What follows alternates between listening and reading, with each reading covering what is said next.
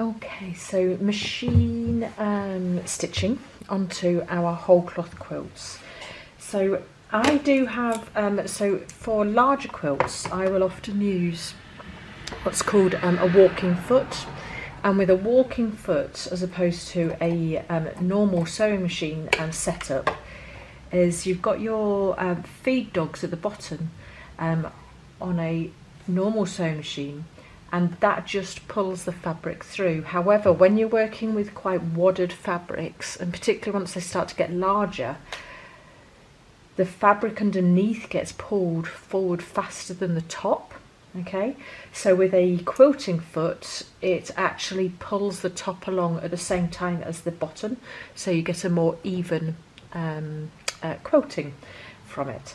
Now, we're working in quite a small space, and I am making assumptions you don't have a quilting foot. So I'm going to show you how you can do just some straight line quilting with a normal foot on your sewing machine. But as I say, for larger ones, I would always use my walking foot, unless I'm doing free form quilting. But for this set of videos, I'm just showing straight stitch on a sewing machine. So I think I'm going to work on this area here on my quilt. Now, so what do? So normally on my sewing machine, I don't know if you can see that's there, okay, I have it set normally actually around here, but what I'm just going to do is, so that's the tension of how the presser foot is pressing down. So I'm just actually moving it to 2. You can go higher, but we still want to have a little bit of friction on our fabric, so it's not just sliding through in a free-form way. So I have just changed, if you can, the pressure of your foot there a bit. Okay, now let me just zoom in here a bit. Excuse all the mess around my sewing machine. I've got all my natural dyes and everything all there. So it is a working studio after all. So what I'm going to do is I'm just going to do some straight stitches on here. I'm also going to be always quilting from the edge. Now, we have done quite a bit of stitching on here already. Normally, as I said previously, you would start towards the centre of a quilt. I'm just doing an introductory kind of like level on the sewing machine, and we are going to start in from the edges. And I'm just going to do some straight turns and then go back on myself again. Okay, so we're just going to change some different densities. I'm going to up my stitch length to about 3, so we've got slightly bigger stitches. I quite like the bigger stitches, but you can go with smaller if you like. I've got quite a neutral grey thread, not quite as neutral as my hand sewing thread, but relatively neutral. Now let me zoom right in here so you can see what I'm doing. So I'm just holding my fabric, just making sure it is all flat. Okay, I'm going to lower my foot. Okay, I like to start with my needle in. Obviously you can do that in different ways on your machines. And what you don't want to do is you don't want to kind of like push it through too heavily. Pull it through. I'm just easing it through. I'm not going at a really high speed, okay, which sometimes can be the temptation with a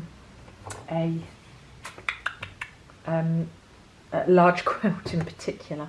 So I'm just going to rotate this round, and then I've got this great option for, let's go to a bit of an angle, for lowering my foot with the button here as well.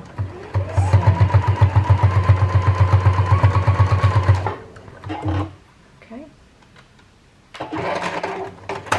So once I've come off the end, I can now cut that. So I've got my a quilted section there that's done on the machine. I'm going to redo that line, I think. And I'm actually going to, in this case, use my foot as a guide on this line so that I can keep that line relatively straight. Okay.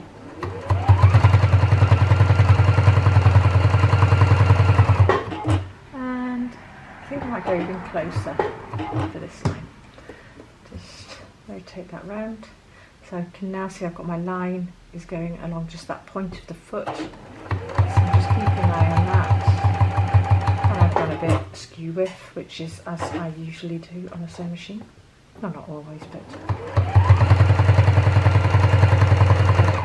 And I have sewn through that. We'll find out in a bit, because I did unpick it first, whether I've actually gone through this thread or not. There we go. Okay. So that's how we might want to add in some additional machine sewn elements. I think I might do something similar down this end as well. I think I quite like these angles. They feel like quite a contrast to the flowing nature of the artwork in this particular design.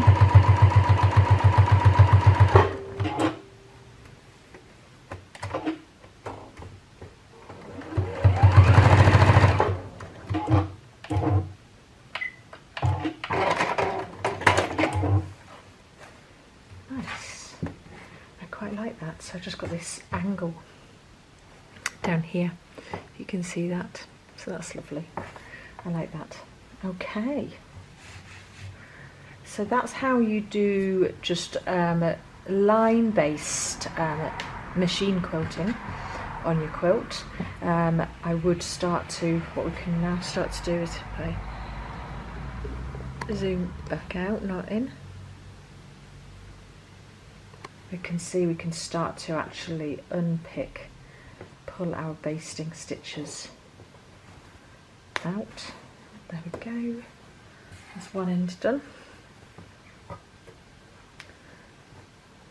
And the other one. So I'm starting to see